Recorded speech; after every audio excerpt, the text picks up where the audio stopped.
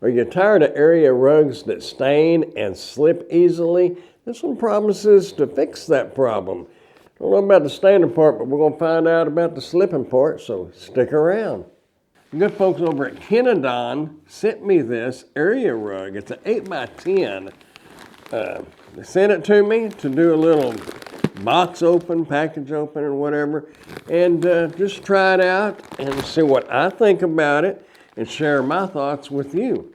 The biggest thing is getting it open and spread out. Now it says it is washable. It's supposed to be made out of a tear-resistant polyester, so should last a while, I hope. We'll see. And it is the low pile kind, so it should vacuum really easily. Feels really soft. Have your little paper here. Flattening and removing the creases. Please note that during transit, packaging, shipping of the rug, develop temporarily creases. Okay, that's obvious. Here we go. Carrying instructions. Keep your rug looking fabulous with regular vacuum using a carpet brush or carpet sweeper style vacuum. Be mindful not to vacuum the fringes. A broom works great for cleaning them. In case of spills, quickly blot them with a clean cloth to soak up as much liquid as possible. To preserve the vibrant colors, avoid direct sunlight exposure. Machine wash for sizes 2x3, up to 5x7 for sizes 5x8, 6x9, 7x9, 8x10, which is this one, and 9x12. Head to your commercial laundromat front loader washer. Most washing machines in the residential home might not handle this one, but it is washable. So roll it up and take it to the laundromat. Right now, I'm going to move this desk and get this little rug out of the way and get it spread out. And I will check back with y'all as soon as I get it all done. Stick around. Okay guys, I got it spread out. If you'll notice, there is some wrinkles in it. That is perfectly normal considering the package size it was in.